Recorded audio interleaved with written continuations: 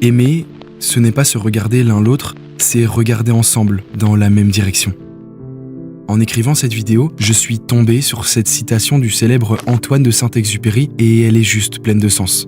En fait, cela signifierait que l'amour véritable, il ne se résume pas dans la fascination mutuelle, mais par l'engagement partagé vers un avenir commun.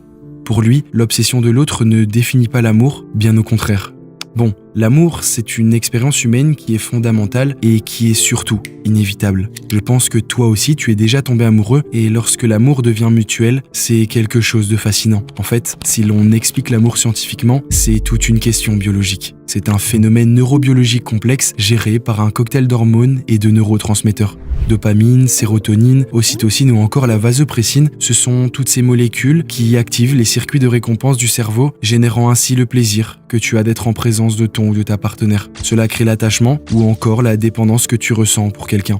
Il y a évidemment d'autres aspects psychologiques et sociaux à prendre en compte dans l'équation, mais cette base scientifique est vraiment importante. Alors, pourquoi je te parle de cela ? Souvent, dans les relations amoureuses, au début, tout est beau et tout est fort. Cet amour est très puissant car ce cocktail hormonal se crée à chaque fois dans ton cerveau. Savoir que tu vas passer du temps avec ta moitié te rend heureux. Et c'est beau. Le temps passe, tu crées des moments, des souvenirs, tu construis quelque chose avec cette personne. Sauf que l'humain, c'est un être résilient.